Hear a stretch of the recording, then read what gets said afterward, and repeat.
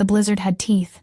Saren pulled her threadbare cloak tighter as wind sliced through the fabric like claws, numbing her fingers and stinging her cheeks raw. She should have been home hours ago, huddled beside her dying fire in the cramped cottage at the edge of nowhere. But the storm had caught her halfway between the village and the forest, and now each step forward felt like wading through frozen honey. 3 winters she had survived alone. 3 winters since the Ashvale pack had cast her out, declared her worthless, and stripped her of everything but her name. Omega, they had called her. The word still burned. Not a title but a curse. The weakest, the unwanted, the rejected. Saren gritted her teeth and pushed forward. She would not die in this storm. She refused to give them the satisfaction. A sound cut through the howling wind. Faint, almost swallowed by the blizzard's roar. Saren stopped, straining to hear. There it was again. A whimper. Small and desperate, coming from somewhere to her left. Every survival instinct screamed at her to keep moving. The cold was already seeping into her bones, and stopping now could mean death.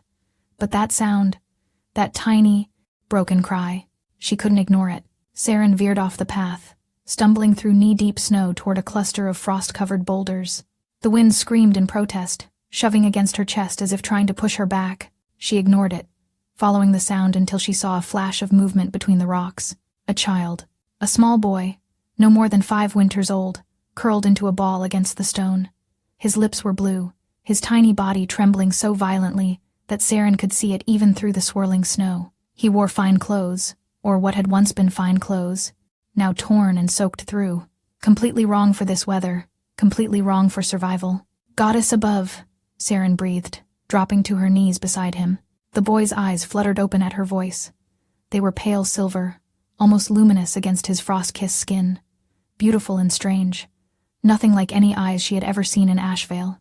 "Please," he whispered, his voice barely audible.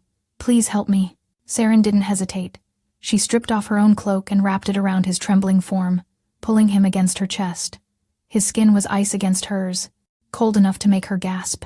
"I've got you," she murmured, rubbing his arms through the fabric. "I've got you, little one. Stay with me." The moment her bare hand touched his cheek, fire exploded across her palm. Saren cried out, nearly dropping the child as searing pain raced from her hand up her arm and straight into her chest. She looked down in shock, and watched as golden light blazed beneath her skin, forming lines and curves that twisted into a pattern she didn't recognize. A mark, burning itself into her flesh. The boy's silver eyes widened. "You," he breathed with wonder breaking through his shivering voice. "It's you." "What?" Saren gasped, staring at the glowing symbol on her palm. It pulsed with warmth, with power, with an energy ancient and alive. "What is happening to me?" But the child had already slipped into unconsciousness, his small body going limp against her chest. The mark's glow faded slowly, leaving behind a brand on her palm. A wolf's head crowned with thorns, intricate and unmistakable. Saren had never seen this symbol before, yet somehow it felt familiar, as if it had always been waiting beneath her skin, dormant until this very moment. She had no time to understand. The storm raged on, and the boy in her arms was dying. Saren struggled to her feet, cradling him close, and ran. The journey home was a blur of wind and snow and burning lungs. Her cottage appeared through the white like a phantom, small and weathered but blessedly solid. She kicked open the door and stumbled inside, collapsing beside the cold hearth with the child still clutched to her chest. "Stay with me," she commanded, laying him on the worn rug and grabbing every blanket she owned. "Don't you dare leave me, little one. Not after I just found you." She worked frantically, building a fire with numb fingers, piling blankets over his tiny form, rubbing warmth back into his frozen limbs. All the while, the mark on her palm throbbed in rhythm with her heartbeat, a constant reminder that something impossible had just happened. Hours passed. The storm howled outside like a wounded beast, but inside the cottage, warmth slowly returned. The boy's trembling eased, his breathing deepened. Color crept back into his cheeks. Saren sat back on her heels, exhausted beyond measure, and stared at the sleeping child before her. Who was he? Where had he come from? And why, when she touched him, had this ancient mark burned itself into her hand? She looked down at her palm again. The wolf and thorn stared back at her, no longer glowing but unmistakably real, permanent, branded into her skin like a claim, like a promise, like a warning. Outside, the storm began to quiet, and somewhere in the distance, too far to see but close enough to feel, Saren could have sworn she heard wolves howling. Dawn crept through the frost-covered windows like a hesitant guest, pale light spilling across the cottage floor. Saren hadn't slept. She sat beside the hearth, watching the rise and fall of the child's chest, counting each breath as if it were a small miracle. He was alive. Against all odds, he was alive. But who was he? The question had circled through her mind all night, chased by 100 others she couldn't answer. His clothes, though ruined by the storm, were unmistakably expensive. Silk stitching, silver buttons, the kind of garments that had never touched Saren's skin, not even in her best days with the pack. This was no common child, no village boy lost in the woods. This was someone important. The mark on her palm pulsed gently, as if agreeing with her thoughts. Saren flexed her fingers, studying the intricate design. The wolf's head was detailed down to individual strands of fur, and the thorned crown above it seemed almost three-dimensional, catching shadows in ways that shouldn't be possible on flat skin. "What are you?" she whispered to the mark. It offered no answer. A small sound drew her attention back to the child. His silver eyes were open, watching her with an intensity that seemed wrong for someone so young. "You stayed," he said softly. Not a question, an observation, as if he had expected her to abandon him in the night. Saren's heart clenched. "Of course I stayed. Where else would I go?" The boy sat up slowly, blankets pooling around his thin frame. In the morning light, Saren could see details she had missed in the darkness. His hair was dark as midnight, falling across his forehead in tangled waves. His features were sharp for a child, hinting at the handsome man he would someday become. And on his collarbone, just visible above his torn shirt, was a scar, 3 parallel lines, like claw marks. "What's your name, little one?" Saren asked gently. "Ren," he answered after a pause. "My name is Ren." "Ren," she repeated, a small name for a small boy. It suited him. "I'm Saren. Are you hungry?" He nodded, and a crack appeared in his guarded expression. He was still a child, she reminded herself.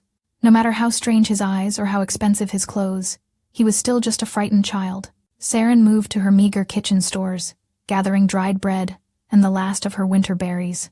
It wasn't much, but it was all she had. She set the food before Ren and watched him eat with the desperate efficiency of someone who had gone too long without. "Ren," she said carefully, settling across from him. "How did you end up in that storm? Where are your parents?" The boy's hands stilled. His silver eyes dropped to the floor. "The bad men came," he whispered. "They came for me. Mother told me to run and hide, so I ran." Saren's blood turned to ice. "Bad men? What bad men?" "They wore black cloaks. They had no scent." Ren's voice trembled. "They killed everyone. I heard the screaming. Then the snow came, and I couldn't find my way home." No scent. The word struck Saren like a physical blow. In the world of wolves, everyone had a scent. Pack members, rogues, even humans carried their own distinct signatures. But creatures without scent were something else entirely. Legends from old stories, nightmares that shouldn't exist. Shadow wolves, wolves without souls. Saren had heard the tales as a pup, whispered around fires late at night. Assassins who could move through pack territories undetected, killers who left no trace. She had thought them myths, ghost stories to frighten children. But Ren's haunted eyes told a different truth. "You're safe now," Saren said, though the words felt hollow even as she spoke them. How could she promise safety when she didn't understand the danger? "I won't let anyone hurt you." Ren looked up at her. Then his gaze dropped to her hand, to the mark that still pulsed with faint warmth. "You carry his sign," the boy said quietly. "The Wolf King's mark." Saren froze. "What did you say?" "My father's mark." Ren's silver eyes met hers, and in them she saw knowledge far beyond his years. "You carry my father's mark on your hand." The world tilted beneath Saren's feet. She looked down at the branded wolf and thorns, then back at the child before her. His father, the Wolf King, which meant this boy, this freezing pup she had lifted from the snow, was a prince. "Goddess above," she breathed. "Who is your father?" Before Ren could answer, the mark on her palm blazed with sudden heat. Saren gasped as warmth flooded through her veins, not painful this time but overwhelming. Alive, as if a presence vast and powerful had just become aware of her existence. Somewhere far to the north, beyond mountains she had never crossed and territories she had never seen, Saren felt something stir.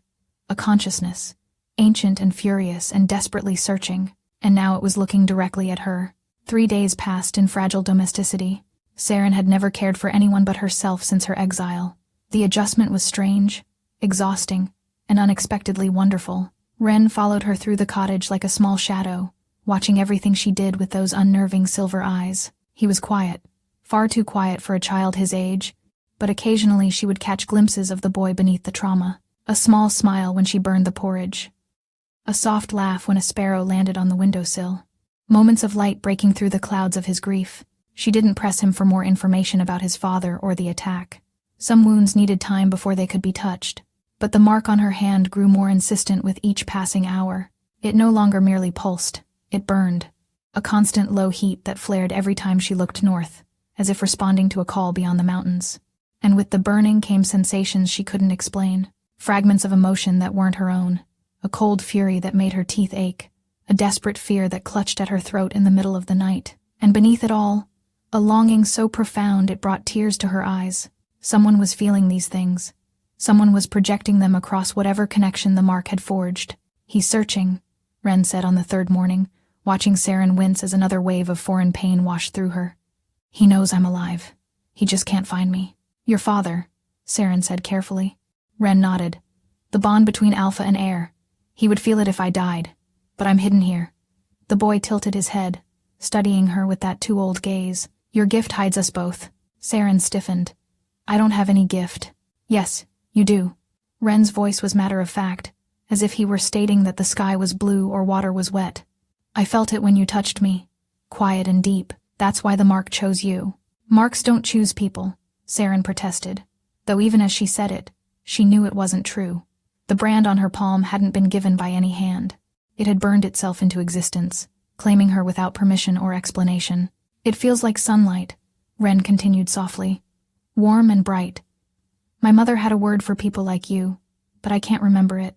Before Saren could ask what he meant, the boy simply looked at her with those knowing eyes and said nothing more. That night, the dreams began. Saren found herself standing in a great hall of black stone, torches flickering along walls carved with ancient wolves. She was wearing a gown of deep crimson, nothing like anything she had ever owned, and before her, seated on a throne of twisted iron, was a man. No, not just a man. He was massive, broad-shouldered and powerful even at rest. His hair was the same midnight black as Ren's, falling past his shoulders in a warrior's mane. His jaw was sharp, his features harsh and beautiful in equal measure, but it was his eyes that stole her breath. Gold, pure molten gold, burning with an intensity that made her soul tremble. He rose from the throne and walked toward her, each step deliberate, predatory. Saren wanted to run, wanted to flee from the raw power radiating from his form, but her feet remained rooted to the stone floor. He stopped before her, close enough that she could feel the heat of his body. "Who are you?" His voice was deep as thunder, rough as gravel, and it resonated through her bones. "I feel you through the mark. I feel my son near you. Who are you?" Saren tried to speak, but no words came. This was a dream. It had to be a dream. And yet the warmth of his presence felt more real than anything she had experienced in years. His amber gaze dropped to her hand, to the mark that glowed brighter in his presence. "You carry my claim." Wonder crept into his voice, softening the hard edges. His hand reached toward her face, fingers stopping just short of touching her cheek. "After all these years, all this searching, my mark has found its match." "I don't understand," Saren whispered. "You will." His gaze met hers, and in those golden depths she saw centuries of loneliness, of waiting, of hoping for a destiny he had almost stopped believing existed. "Tell me where you are. Let me find you. Let me find my son." Saren woke gasping, sitting upright in her narrow bed with her heart pounding against her ribs. Dawn light filtered through the window. The fire had burned low. Everything was exactly as it should be, except for the mark on her palm, which now glowed like captured sunlight, and except for the fresh warmth on her cheek, exactly where his fingers had almost touched her. Ren appeared in the doorway, his silver eyes wide. "You spoke to him," he said. "I felt it." "You spoke to my father." Saren pressed her hand to her racing heart, trying to understand what was happening to her. The bond, the dreams, the emotions that weren't her own. She was being pulled into a force far beyond her control. "He's coming," Ren continued, and for the first time since she'd found him, he smiled, a real smile, bright with hope. "He knows where we are now. He's coming for us." The words should have been reassuring. A king was coming to claim his son. Ren would be safe. This would all be over. But as Saren looked down at the glowing mark on her hand, as she remembered the hunger in those molten eyes, She realized with terrifying clarity that nothing would ever be over. Whatever this bond was, it had only just begun. And somewhere in the north, growing closer with each passing moment, the Alpha King was racing toward her with the force of a coming storm. The warning came not from sound but from silence. Saren had learned during her years of exile to trust the quiet. When birds stopped singing and wind held its breath, danger was near. So when the forest outside her cottage fell suddenly, impossibly still on the fourth morning, she knew. Someone had found them. Ren. She kept her voice calm even as her heart thundered. I need you to hide. Now. The boy looked up from the wooden figure he'd been carving with her kitchen knife, a task Saren had given him to keep his hands busy. His silver eyes flickered to the window, then back to her face. They're here, he whispered. The ones without scent. No. Saren moved to the window, peering through the frost. Worse. These ones I can smell. She recognized the scent before she saw the figures emerging from the tree line. Pine and ash and bitter ambition. Ashvale wolves, her former pack, and leading them, his pale hair catching the winter light like a blade, was Corvus. Dread coiled tight in Saren's chest. Of all the wolves who might have come hunting, fate had sent her the one who had orchestrated her exile, the one who had whispered lies to the Alpha until her pack turned against her, the one whose proposal she had refused 3 years ago, sparking a hatred that burned colder than any winter. Hide, she commanded Ren again. The root cellar beneath the kitchen stones. Don't make a sound. Don't come out until I call for you. Do you understand? Ren nodded, his small face pale but determined. He slipped from his chair without a word and disappeared through the kitchen. Saren heard the soft scrape of the cellar door, then nothing. Good boy. She straightened her spine, buried her fear beneath 3 years of hardened survival, and opened her cottage door. Corvus stood at the edge of her small yard, flanked by 4 Ashvale warriors. He was handsome in the way of beautiful poisons, all sharp angles and cold elegance. His smile, when he saw her, held no warmth. Siren. He spoke her name like a curse wrapped in silk. The outcast Omega, still clinging to life in her pitiful little hovel. I admit, I'm impressed. Corvus. She kept her voice flat. You're a long way from Ashvale. I go where duty demands. He stepped closer, his wolves fanning out behind him. Word has reached us of a missing child. A very important child. The packs are searching everywhere. His pale eyes swept over her cottage with obvious disdain. Even in places as wretched as this, Saren forced herself to remain still. I've seen no child. Haven't you? Corvus tilted his head, a predator scenting prey. Strange, because the trail led directly here, a small set of footprints in the snow, accompanied by a woman's, leading straight to your door, the storm. She had been so focused on survival that she hadn't thought to cover their tracks. Foolish, careless, deadly. I found a lost village boy, she lied smoothly. Returned him to his family days ago. Corvus studied her face for a long moment. Then he laughed, the sound sharp and humorless. You always were a terrible liar, Saren. It's why you failed so spectacularly at politics. He gestured to his wolves. Search the cottage. No. Saren moved to block the doorway, her body small against the frame but her will iron hard. You have no authority here. I am not Ashvale. I am no one's subject. You are an Omega. Corvus's voice dripped contempt. You are everyone's subject. He moved toward her, and Saren braced for impact. But before he could reach the door, something happened. The mark on her palm blazed white-hot. Power surged through her veins, wild and unfamiliar, and suddenly she was no longer just Saren the outcast. She was something more, something ancient, something claimed. When she spoke, her voice carried harmonics that weren't entirely human. You will not enter my home. Corvus stumbled backward as if struck. His wolves whimpered, dropping their eyes in instinctive submission. For one breathless moment, Saren held them all frozen with nothing but the force of her will and the burning brand on her hand. Then Corvus recovered, his eyes narrowed, fixing on her glowing palm. What is that? He stepped forward again, curiosity replacing caution. What mark do you carry, Omega? Saren closed her fist, hiding the brand. But it was too late. Corvus had seen. Corvus was already calculating. The Wolf King's mark, he breathed. I've heard legends.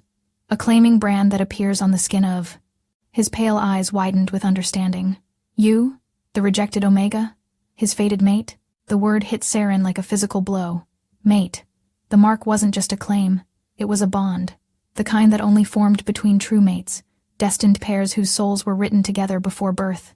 You don't know what you're talking about, she managed. Oh, but I do. Corvus's smile turned predatory.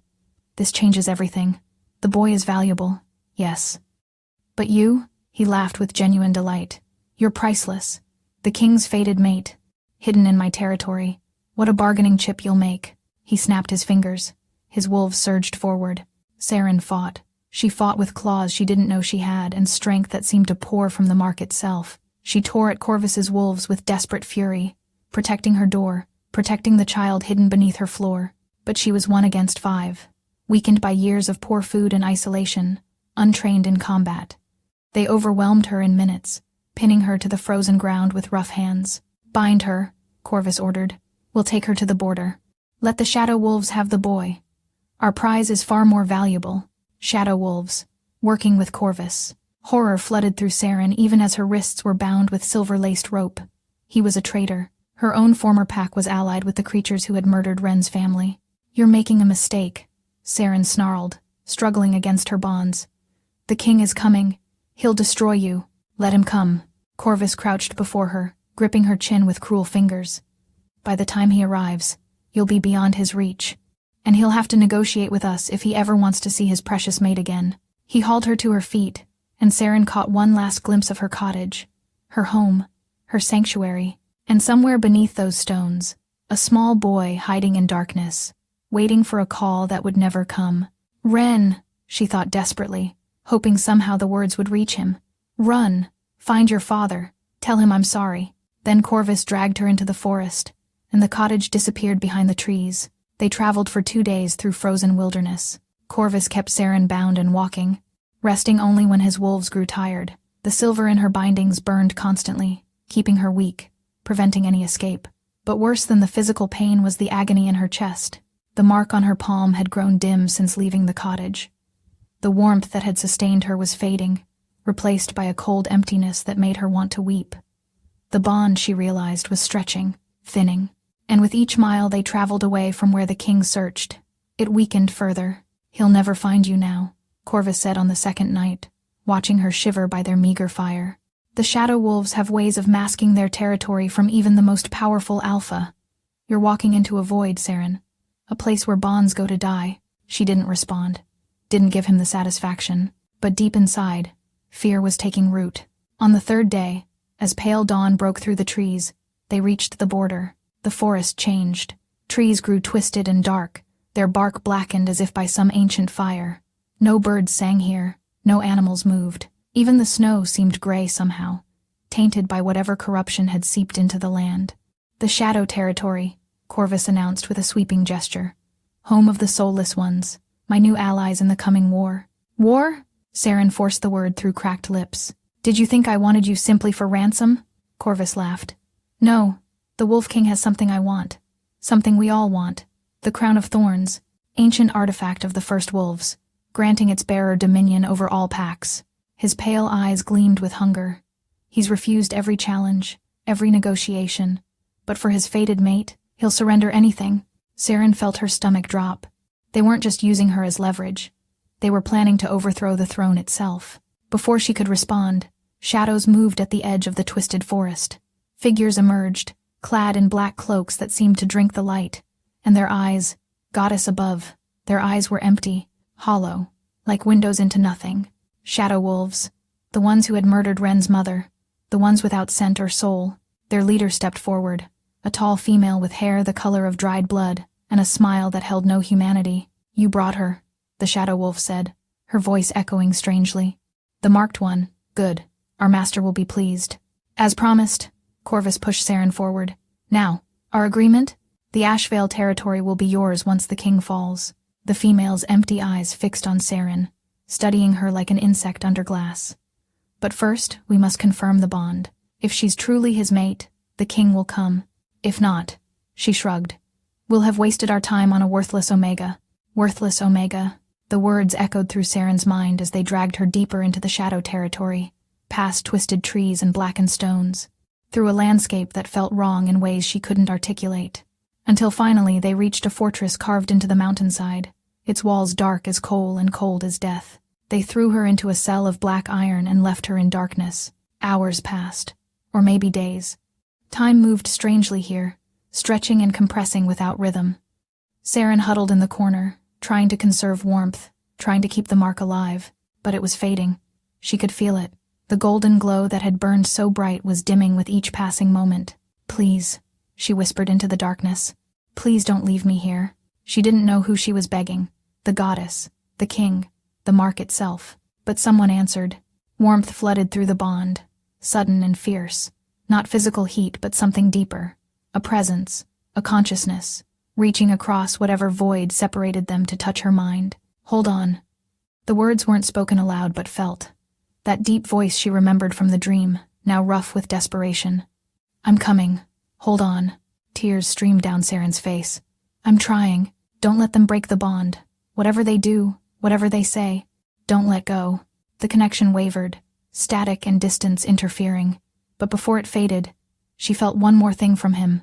Not words this time, just emotion, raw and overwhelming. Fury at those who had taken her, desperation to reach her in time, and love. Deep, ancient, impossible love for a woman he had never truly met but had been waiting for his entire life. The warmth faded, leaving her alone in the darkness once more. But something had changed. The mark on her palm glowed brighter than before. He was coming. Now she just had to survive long enough for him to arrive. They came for her at dawn. The shadow wolves dragged Saren from her cell and through the black fortress, their grip cold even through her clothes. She was weak from hunger, from the silver that still burned her wrists, from the constant drain of maintaining the fading bond. But she forced herself to walk with her head high. She would not give them the satisfaction of seeing her crawl. They brought her to a great hall carved from obsidian, its ceiling lost in shadow, its floor marked with symbols that hurt to look at. At the far end sat a throne of twisted bone, and upon it lounged a figure that made every instinct in Saren's body scream. The Shadow King. He was beautiful in the way of nightmares. Pale as moonlight, with features so perfect they seemed carved rather than born. His hair was white as fresh snow, his body lean and powerful, but his eyes were the worst. Black from corner to corner, without white or iris or anything human. The marked one. His voice slithered through the hall like smoke. "I've waited a very long time to meet you." Saren's guards forced her to her knees before the throne. She gritted her teeth against the pain and glared up at the monster before her. "I know what you're planning," she said. "It won't work. He'll never surrender the crown for me. Won't he?" The Shadow King rose from his throne and descended the steps with liquid grace. He stopped before her, reaching down to grip her chin. His touch burned like ice. "You underestimate the power of the mate bond. It's driven kings to madness, destroyed empires. For you, little Omega, the great Kael will do anything." Kael, the Alpha King's name, spoken aloud for the first time. "He doesn't even know me," Saren whispered. "He doesn't need to." The Shadow King smiled, revealing teeth too sharp to be natural. "The bond knows, and the bond will bring him to me." He released her chin and turned to the female shadow wolf who had captured Saren. "Prepare the ritual," he commanded. "We'll accelerate the timeline. Force the bond to full manifestation before he arrives. By the time the Wolf King reaches us, his precious mate will be bound to our will instead of his." Horror flooded through Saren.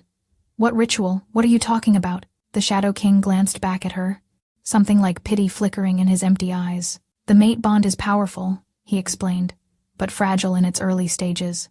Unfinished, unconsummated."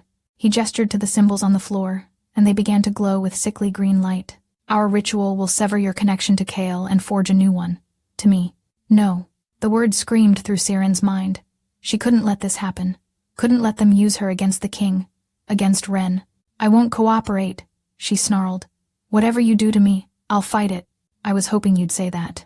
The Shadow King nodded to his wolves. "The fight makes the breaking so much sweeter." They dragged her to the center of the symbols and forced her to her knees.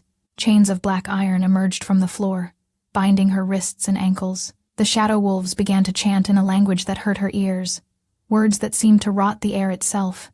Pain exploded through the mark on her palm. Saren screamed as something tore at the bond, clawing at the connection that linked her to Kael. She could feel it weakening, fraying like a rope under strain, and through the agony, she felt him. His voice, desperate and distant, crying her name across the void. "Saren, hold on! I'm almost there!" But the ritual was working. The bond was breaking, and with each passing second, the warmth that had sustained her grew dimmer. "Let go," the Shadow King whispered, kneeling before her. "Let go of him, and the pain will stop. Accept me as your mate, and you'll know power beyond imagining. Never. The word came out as barely more than a breath, but Saren poured everything she had into it. I will never be yours. The Shadow King's perfect face twisted with rage. So be it. If you won't surrender willingly, I'll tear the bond from your soul by force. He placed his ice-cold hand over the mark on her palm, and Saren felt the last threads of her connection to Chaol begin to snap. I'm sorry, she thought, tears streaming down her face. I'm so sorry. I wasn't strong enough. The bond shattered.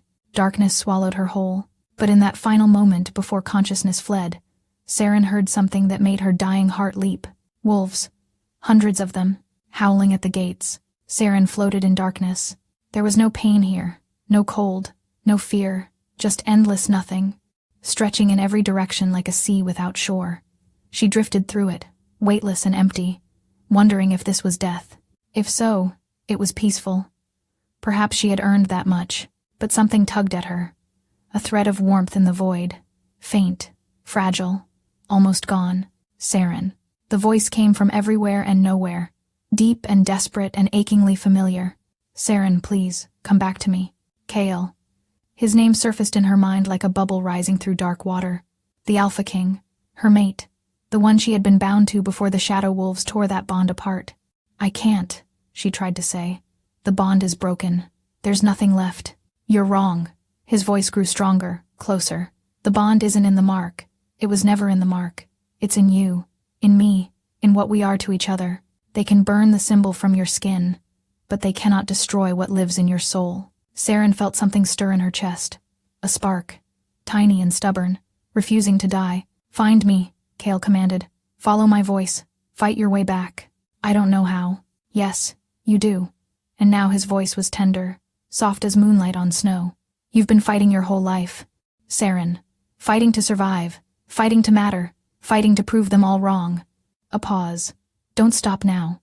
Not when I've finally found you. The spark in her chest grew brighter, warmer. Saren reached for it with everything she had, pulling herself toward that fragile light. And then she was falling, rushing upward through the darkness toward something bright and loud and alive. Saren's eyes snapped open. She lay on cold stone, the ritual symbols still glowing sickly green around her. But something had changed. The black iron chains were shattered. The Shadow Wolves who had surrounded her were gone, fled, or fighting, and the hall was filled with wolves. Real wolves. Living wolves. Massive creatures with blazing eyes and silver pelts, tearing through the Shadow Wolves like vengeance made flesh. At their center, in human form, stood a figure that stole Saren's breath. Chaol. He was everything her dreams had shown and more. Tall as a mountain, broad as a fortress, moving through the battle with the grace of death itself. His midnight hair flew wild around his face. His eyes blazed like twin suns. And when he killed, it was with an efficiency that spoke of centuries of practice. Beautiful, terrifying, hers. The Shadow King faced him across the hall, his perfect face twisted with rage. The two powers clashed, light against darkness, ancient against ancient. But even as Saren watched, she could see Chaol weakening. The shadow magic was draining him, feeding on his life force with every blow exchanged. He was losing. No.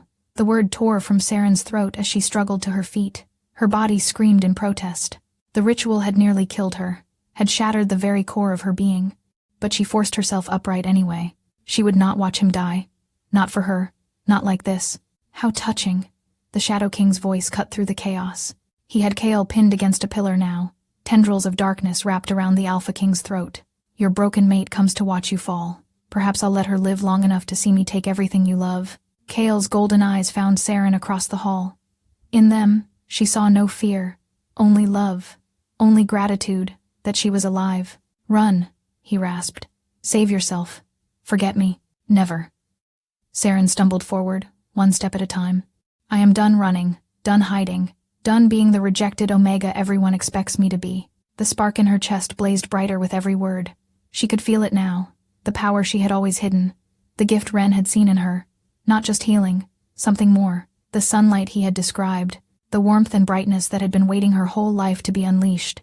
You want to know what I am? She shouted at the Shadow King. I'll show you. She reached deep inside herself, past the fear and pain and years of suppression, found that burning core of light and ripped it free.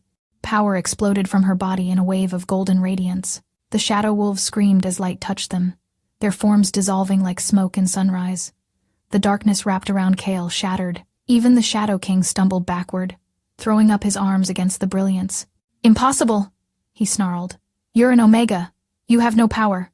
"I was never just an Omega." Saren advanced on him, light pouring from her skin like liquid sunrise.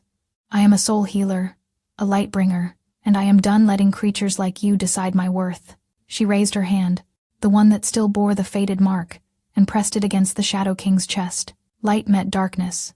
For one eternal moment, they warred. Then the Shadow King screamed as golden fire consumed him from within. His perfect form crumbled to ash. His empty eyes went dark, and when Saren finally lowered her hand, nothing remained but dust and silence. The battle was over. Saren swayed on her feet, the power draining from her as quickly as it had come. Strong arms caught her before she could fall. "I have you." Kale's voice was rough with emotion as he pulled her against his chest. "I have you, my heart. You're safe." Saren looked up into his golden eyes, seeing them clearly for the first time outside of dreams. This close, she could count the flecks of amber in his irises, could trace the strong line of his jaw, could feel the thundering of his heart against her own. "The bond," she whispered. "They broke it. I felt it shatter. Bonds can be remade." Kale cupped her face in his massive hands, his touch impossibly gentle. "If you want them to be." Saren's heart clenched. "You would still want me?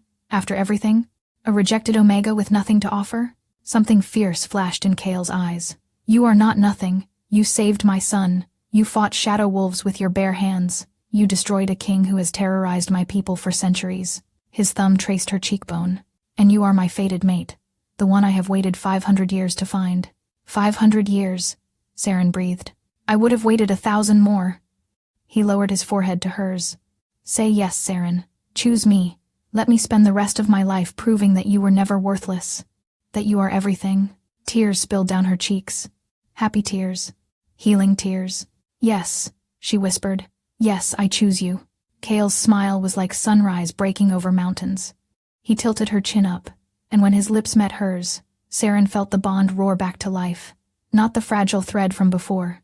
Something stronger, something unbreakable, forged in fire and sealed with choice. When they finally parted, the mark on her palm blazed golden once more. But now, a matching mark glowed on Kale's hand. 2 wolves, 2 crowns, intertwined forever. "My queen," he murmured against her lips. Before Saren could respond, a small voice cut through the moment. "Father!"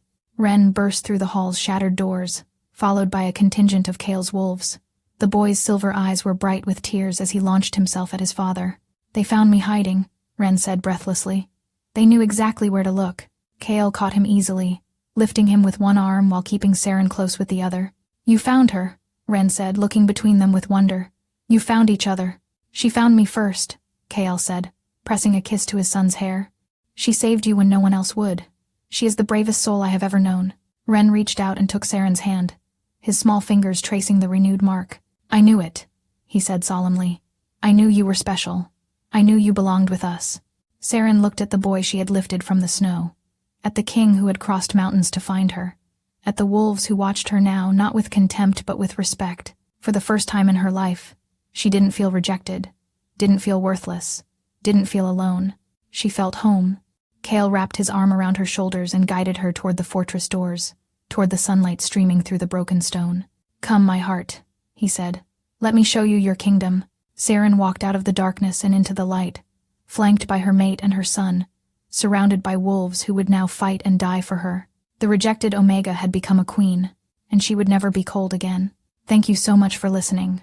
I hope you enjoyed this story. If you'd like to hear more tales of fated mates, fierce love, and happy endings, please subscribe and leave a comment letting me know what you'd like to hear next.